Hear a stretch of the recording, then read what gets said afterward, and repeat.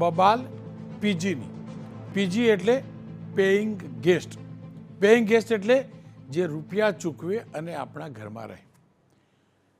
નાના મોટા શહેરમાંથી જે પણ દીકરા દીકરીઓ અમદાવાદ, વડોદરા, સુરત જેવા મહાનગરની અંદર નોકરી અર્થે અથવા તો અભ્યાસ અર્થે આવે છે, જેમના માટે બોર્ડિંગની વ્યવસ્થા નથી, એ લોકો માટે પીજીની સિસ્ટમ આશીર્વાદરૂપ છે.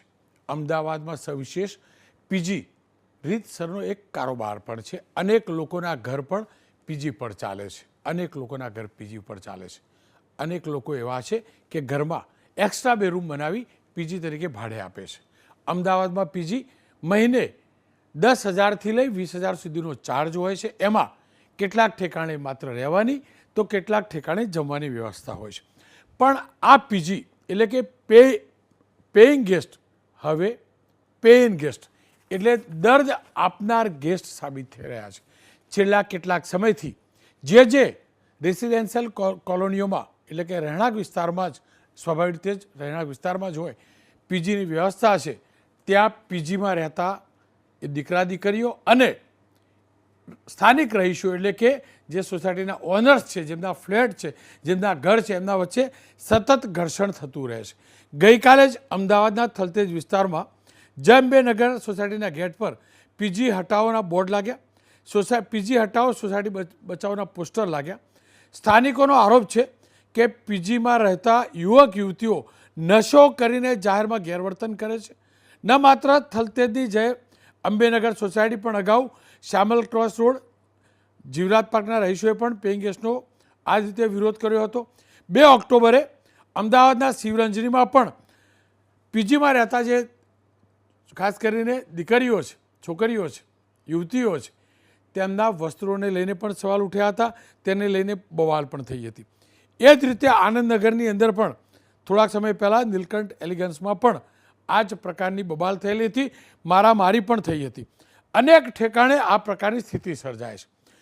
કોમન વ્યૂ આવી રહ્યો છે કે પીજીમાં રહેનાર યુવક કે યુવતીઓ એકદમ સ્વચ્છંદી બનેલા હોય છે અને મન ફાવે તેમ વર્તન કરતા હોય છે, જેના કારણે સ્થાનિક રહીશોને સમસ્યા થાય છે.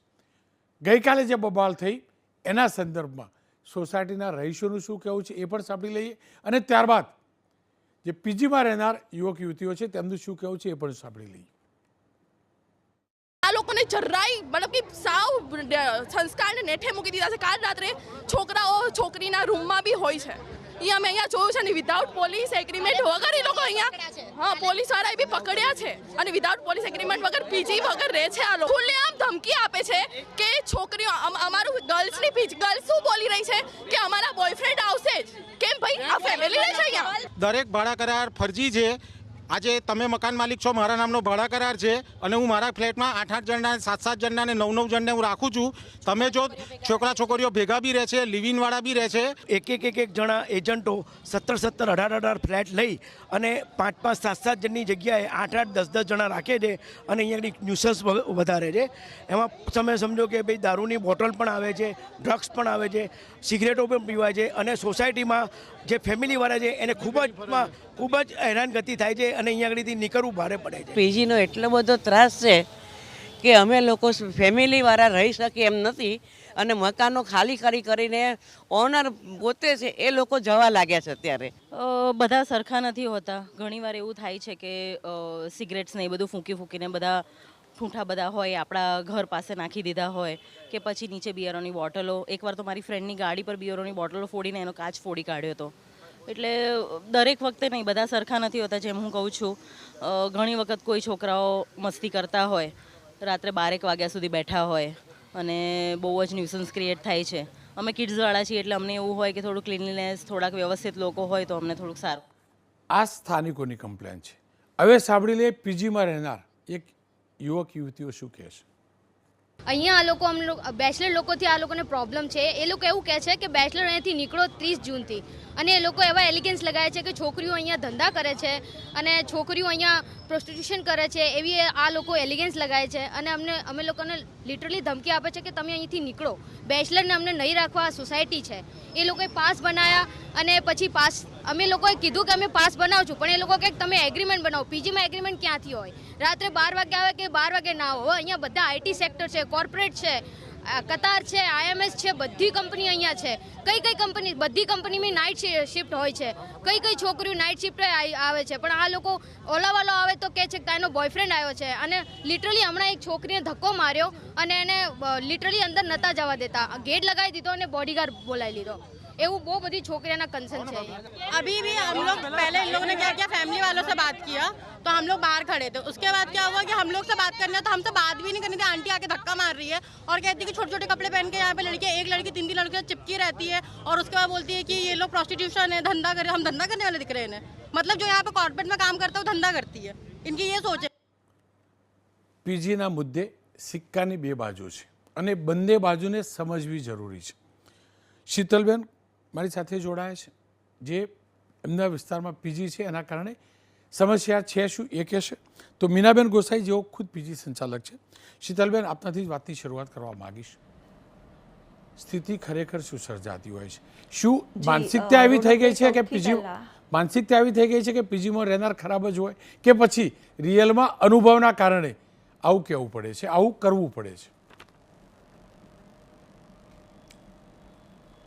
સૌથી પહેલાં તો રોનકભાઈ હું તમને થેન્ક્સ કહીશ, અને અમારા બધા જ નીલકંઠના જેટલા પણ રેસિડેન્શિયલ છે ને એ બધા તરફથી તમને અને તમારી ચેનલનો ખૂબ ખૂબ આભાર કે અમને અમારી વાત રજૂ કરવા માટે તમે અમને એક પ્લેટફોર્મ આપ્યું છે. હું એવું નથી કહેતી કે પીજી મૂળભૂત જ ખરાબ હોય છે, કારણ કે કાલે ઉઠીને કદાચ પીજી મારી છોકરી બી બની શકે. મારી પોતાની દીકરી કેનેડા છે અને એ પોતે પીજીમાં રહે છે, પણ પીજી એ પેન ગેસ્ટ જેવું થઈ જાય, પેન આપે, એ તો સહન ના થાય. અમારી સોસાયટીની અંદર પીજી માટે અમુક રૂલ્સ એન્ડ રેગ્યુલેશન્સ બનાવવામાં આવ્યા છે, જે એ લોકો બિલકુલ ફોલો નથી કરતા. પહેલી જો વાત આવે ને તો વેરિફિકેશનની. આજે તમે મને ખાલી એટલું જ કહો કે કઈ જગ્યાએ વેરિફિકેશન વગર તમને રહેવા દે છે. આજે જો તમારે હોટલમાં રહેવું હોય ને, 1 કે 2 દિવસ સ્ટે કરવું હોય તો બી પાન કાર્ડ કે આધાર કાર્ડ બતાવવું પડે છે. ટ્રેનમાં જર્ની કરવા માટે બી તમારે વેરીફાઈ કરવું પડે છે. તો પછી અહીંયા ફ્લેટમાં રહેવા માટે તમારે કોઈ પણ પ્રકારના વેરિફિકેશનની જરૂર નથી. કાલે ઉઠીને અમદાવાદમાં બોમ્બ ફોડ્યો કોઈએ અને એ વ્યક્તિ જો નીલકંઠમાં રહેવાવાળી નીકળી તો એની જવાબદાર કોણ? અમને પોતાને એ ખબર નથી કે એક ફ્લેટની અંદર કેટલા લોકો રહે છે, સવારે અલગ રહે છે, રાત્રે અલગ લોકો રહે છે, કેટલા લોકો રહે છે કંઈ જ ખબર નથી. કોઈ વેરિફિકેશન નથી, કોઈ રેન્ટ અગ્રીમેન્ટ નથી. અને અમે ખાલી પીજીને એટલું જ કહીએ છીએ કે તમને આવો ઓફિસ, તમારું રેન્ટ અગ્રીમેન્ટ બતાવો, વેરિફિકેશન કરો અને ગેટ પાસ લઈ લો. તમારો ગેટ પાસ લઈ અને તમે એન્ટ્રી કરી શકો છો. અને આ ગેટ પાસ પણ અમે હમણાં 2 દિવસથી જ શરૂ કર્યો. કેમ કરવામાં આવ્યો? કારણ કે એટલા બધા ન્યુસન્સ થઈ રહ્યા છે કે અમે હવે હદપાર વગરના કંટાળી ગયા છે. અને ત્યારે અમારા ગેટ પાસની ફરજ પડી કે કમસે કમ જે રાત્રે જે અનનોન લોકોનો ટ્રાફિક છે, જે અજાણ્યા લોકો અમારા નીલકંઠમાં આવે છે, તમે આવી અને વોચમેનની ડાયરી ચેક કરો તો એની અંદર તમને ઓછામાં ઓછા 600 લોકોની અવરજવર એક નાઇટમાં દેખાશે. અમારા લોકોનો 174 ફ્લેટ છે અમારા નીલકંઠ એલિગન્સમાં, એમાં 78 ફ્લેટમાં બેચલર્સ અને પીજી રહે છે. એવરેજ તમે માંડો તો 10 લેખે નહીં ને 8 લેખે બી ગણો તો 700 લોકો રહેતા હોય તો એમને મળવા એક જણ બી આવે ને તો 600 થી 700નો ટ્રાફિક હોય છે. જે વ્યક્તિઓને અમે ઓળખતા નથી, પારખતા નથી, અને રાત્રે એટલા બધા ન્યુસન્સ થાય છે. જો લિફ્ટમાં અમે જઈએ તો પીધેલા વ્યક્તિઓ, યુવકો અમારી બાજુમાં ઊભા હોય છે જે ફૂલ સ્મેલ મારતા હોય છે. અને એકવાર તો એવો અનુભવ થયો કે એક ભાઈ એટલા લથડિયા ખાતા હતા કે પડી જશે દાદરમાંથી. અમે પૂછ્યું કે તમે કયા ફ્લેટમાં રહો છો, તો એ એટલું બી કહેવા માટે કાબિલ નથી, એટલું બધું ડ્રંક હતા. હવે આવું અમારા છોકરાઓ જુએ છે અને નીચે રમતા હોય આ ઉનાળા વેકેશનમાં કે અત્યારે ગરમી છે, રાત્રે રમતા હોય તો એ અમને પૂછે છે કે મમ્મી આ કેમ આ અંકલ આવી રીતે ડાન્સ કરતાં કરતાં ચાલે છે? શું કહેવાનું અમારે? અમારા છોકરાઓનું કલ્ચર અમારે આવા એટમોસ્ફિયરમાં એમને અમારે રાખવાના છે, એમને મોટા કરવાના છે. તમે વિચારો કે આનંદનગરમાં સેટેલાઇટ જેવા વિસ્તારમાં આટલા બધા લાખો રૂપિયા ખર્ચીને અમે એક ફ્લેટ લઈએ છીએ કે અમારા છોકરાઓને એક સારું કલ્ચર મળે, અમે એક સારા માહોલમાં રહીએ, તો એ શું શક્ય છે? આ લાગતું નથી આ પીજીઓની વચ્ચે રહીને. અને અમને પીજી માટે કોઈ પણ પ્રકારનો કોઈ નફરત નથી. એ એમના મા બાપને છોડીને આવ્યા છે, એમનું કરિયર બનાવવા માટે આવ્યા છે, મોસ્ટ વેલકમ, તમે રહો. પણ સોસાયટીના રૂલ્સને ફોલો નથી કરતા. છેલ્લા 2 વર્ષથી કહેવામાં આવ્યું છે કે તમે લોકો વેરિફિકેશન કરાવો, રેન્ટ એગ્રીમેન્ટ આપો, પણ એ કઈ જ વસ્તુ થતી નથી. નથી એ ફ્લેટ ઓનર સાંભળતો, નથી પીજી ઓનર સાંભળતા કે નથી પીજી વાળા સાંભળતા. ઇવન આ ગેટ પાસ બી અમે લોકો છેલ્લા 3 દિવસથી સતત કોલ્સ કરીએ છીએ, ત્યારે અમને 25% પીજી એ ગલ્લા તલ્લા કરી અને અગ્રીમેન્ટ્સ આપ્યા છે. તમે ઓફિસમાં આવીને જો જુઓ ને તો એક પણ અગ્રીમેન્ટ વેલિડ નથી, બધા અગ્રીમેન્ટ ફરજી છે. તો શું કરવાનું? અને એ તો કંઈ નહીં, લાસ્ટ 15 દિવસમાં અમારી પાસે ભાડા કરાર છે કે જેમાં વિધર્મી લોકો અહીંયા રહે છે, 2 છોકરા અને 2 છોકરીઓ જે મુસલમાન છે. તો આવા એટમોસ્ફિયરમાં અમે કેવી રીતે રહીએ? જ્યાં જુઓ ત્યાં દારૂની બોટલો હોય, સવારે કચરાવાળો કચરો લેવા આવે, અમને ફોન કરે કે કાચની બોટલો કચરા પેટીમાં છે, દારૂની બોટલો. શીતલ, આપ જોડાયેલા રહેજો. મારી સાથે મીનાબેન જોડાય છે. મીનાબેન, વર્ષોથી આપ આ વ્યવસાય સાથે જોડાયેલા છો. જેવી રીતે પીજીની સમસ્યા છે એ રીતે તમારી પણ સમસ્યા છે. જી, કે એના હિસાબે કોઈ સારા પીજી હોય છે એ બી બદનામ થાય છે. વાત તમારી સાચી છે, 100% બેનની વાત. પણ એમાં અમારા જે મારું પીજી ચાલે છે, હું 2009થી ચલાવું છું. એમાં સગો ભાઈ આવ્યો હોય, સગા એના પપ્પા આવ્યા હોય તો બી હું મળવા નથી દેતી. કોઈ ન્યુસન્સ અહીંયા જોઈએ ને. બીજી વાર જો ખબર પડે કે છોકરી કોઈ ફ્રેન્ડ સાથે રોડ ઉપર બી વાત કરતી હતી તો હું આટલા એરિયા તું બહાર જતી રહે, બીજા દિવસે હું કાઢી મૂકું છું એને. તો બેન તમે એટલે આમાં શું થાય છે કે છોકરીઓ, નાની નાની છોકરીઓ બી જો વિશ્વકર્મા કોલેજમાં હોય કે કોલેજની છોકરીઓ હોય તે બી ભણતી હોય છે, એમના બા બાપ મૂકવા આવે ત્યારે રડતી હોય છે, એમના મમ્મી પપ્પા કેવું રડતા હોય છે કે 4 વર્ષ છોકરીઓને મૂકવાની છે. તો પછી બીજી આવી સારી છોકરીઓ જશે ક્યાં? પોલીસ સ્ટેશનમાં જોબ કરતી છોકરીઓ બી મારા ત્યાં છે, બેંકમાં જોબ કરતી, એર હોસ્ટેસ, બધી છોકરીઓ મારા ત્યાં છે. પણ મારા ત્યાં એવું નથી. સંચાલકોએ સમજીને આવી રીતે રૂલ્સ ફોલો કરાવવા પડે જોડે રહીને છોકરા છોકરીઓના. બેનની વાત સાચી છે, પણ જ્યાં સારું ચાલતું હોય તો બી ત્યાં બી અમુક એવા માણસો હોય છે કે છોકરીઓને હેરાન કરતા હોય છે. પણ હવે એમને બી કોણ સમજાવે? નહીં, એમને પણ તો સમજાવવા જ પડે બેન. એટલે જ કહું છું, લોકોની નજર ખરાબ છે એને ખુલ્લી પાડવી પણ જોઈએ. કેવી કેવી સમસ્યા નડતી હોય છે જેન્યુન પીજી ચલાવવાવાળા લોકોને, જેવી રીતે આપ ચલાવો છો, સિસ્ટમ સાથે ચલાવો છો, કેવી કેવી સમસ્યા આવતી હોય છે? જી, એ ઘણીવાર છોકરીઓ આવતી હોય છે તો તું ક્યાં રહે છે, શું કરે છે, કે અહીંયા આવવાનું નહીં, આવી રીતે તમારે અહીંયા બેસવાનું નહીં. એવી રીતે છોકરીઓ ગરમી લાગતી હોય તો બિચારી નીચે બહાર બેસે કે ચલો બહાર ચોપડી લઈને વાંચતી હોય તો કે અહીંયા બેસવાની ઊભી થઈને જા. એવી રીતે બોલતા છોકરીઓ ગભરાઈ જાય છે ઘણીવાર. પણ મીનાબેન, તમે જો આવી રીતે રેક્ટર સ્ટાઇલથી રહો અને આટલા સ્ટ્રિક્ટ નિયમ બનાવો તો શું પીજી આવે છે ખરા? કારણ કે જે બાકી અનુભવ થાય છે સિટેલાઇટ વિસ્તારમાં એ પ્રમાણે તો છૂટછાટ હોય તો જ લોકો રહેતા હોય. તમારો અનુભવ શું છે? આ જે પણ યુવક યુવતીઓ છે એ છૂટછાટ મળે તો જ આવે છે કે પછી બે પ્રકારના લોકો છે? ના, 2 પ્રકારના લોકો હોય છે. છૂટછાટ મળે એવા બી આવે છે, પણ આપણે એવા રાખવાના નહીં. આપણને લાગે કે છોકરી ખરાબ છે કે આવી રીતની છે તો આપણું નામ ખરાબ થવાનું ભાઈ રોનકભાઈ. એટલે આપણે એને કાઢી મૂકીએ તરત. બાકી જે ભણતી છોકરીઓ હોય એને તો બિચારીને શું કરવાની? એમના બા બાપ તો ટેન્શનમાં આવી જાય ઉપરથી કે છોકરીઓને 4 વર્ષ અહીંયા ભણવા મૂકી, એનું ભવિષ્ય શું? અત્યારે એ છોકરીઓ ભણવા માટે અહીંયા આવી, હવે એ લોકો બહાર રેન્ટ 2 ડિપોઝિટ હોય કે લાખ રૂપિયા સુધી એમને મકાન સ્વતંત્ર તો લઈ શકે નહીં, એકલી રહી શકે નહીં, કોઈ એકલી છોકરીઓને રહેવા દે નહીં. આ બધા પ્રશ્નો થતા હોય છે. પણ સમજી વિચારીને સોસાયટીમાંથી જો કરવા દે તો સારું. મીનાબેન, જો દૂર દરાજથી આ દીકરીઓ આવતી હશે અને તમે જે રીતે વાત કરી રહ્યા છો હું સમજી શકું છું કેવી રીતે ત્યાં રહેતી હશે. જો એ એટેચમેન્ટ એ બાઉન્ડિંગ થઈ જાય પીજી અને સોસાયટીવાળા, પીજી અને દીકરીઓ અથવા દીકરાઓનું, તો કેટલું સરળ અને આસાન બોર્ડિંગ કોઈના પણ માટે હોય છે અને કેટલું સરળ અને આસાન પીજી ચલાવવાળા વ્યક્તિ માટે હોય છે.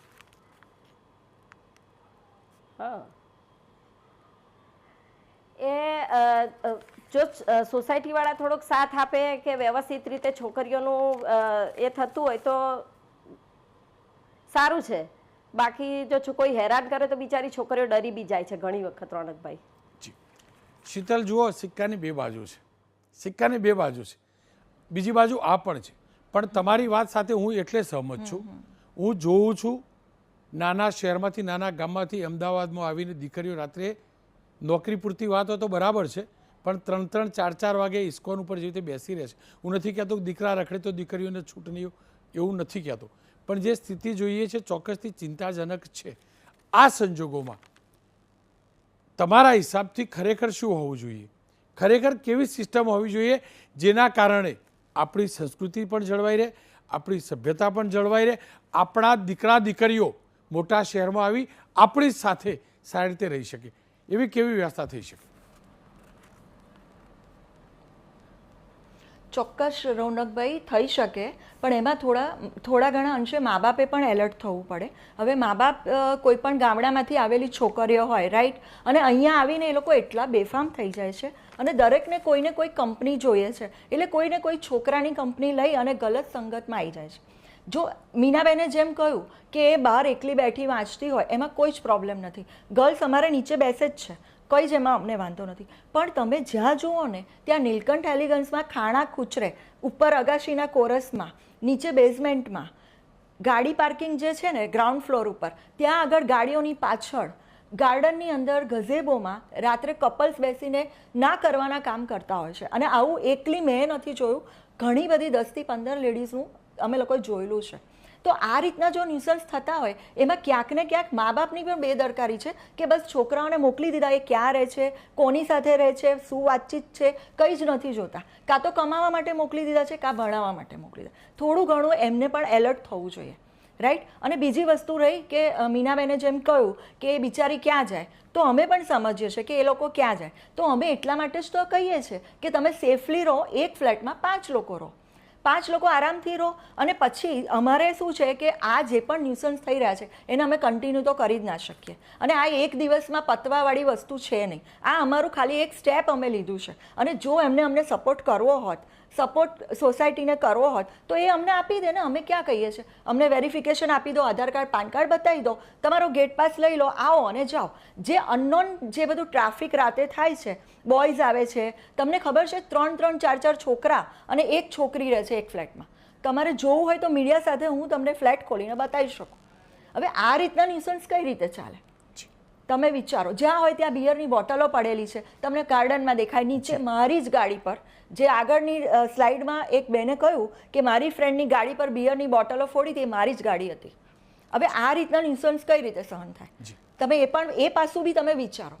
અમારે ખાલી એટલી જ રિક્વેસ્ટ છે ગવર્મેન્ટને, મીડિયાને, રોનકભાઈ તમને અને બધાને, મારે ખાલી એટલું જ કહેવું છે, ઇવન પીજીને, કે તમે શાંતિથી રહો, મોસ્ટ વેલકમ, ગેટ પાસ લઈ લો, ઇસ્યુ કરી દો, શાંતિથી રહો 5 જણા. અને અમે તમને 2.5 મહિનાનો ટાઈમ આપ્યો છે.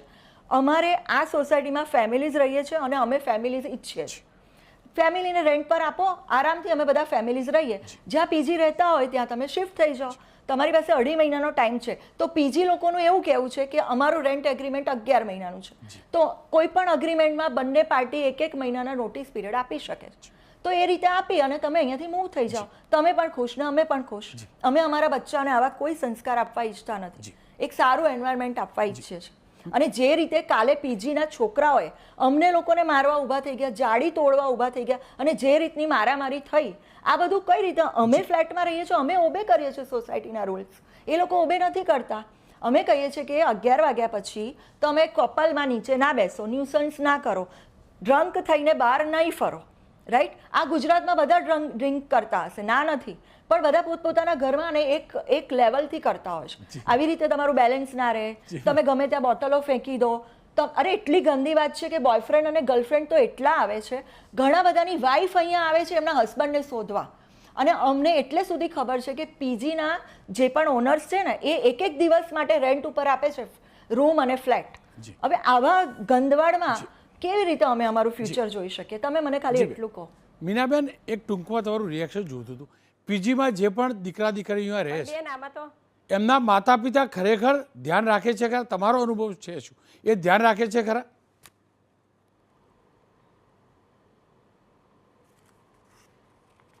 હા, રાખે છે ને. ઘણી વાર ફોન બી કરે, હું જાઉં તો એમ કે બતાવે ઓનલાઈન કે બેન આયા છે કે નહીં, અને છોકરીઓ શું કરે છે, તમે કેટલા વાગે આયા, ક્યાં ગયા હતા, બધું પૂછે છોકરીઓને.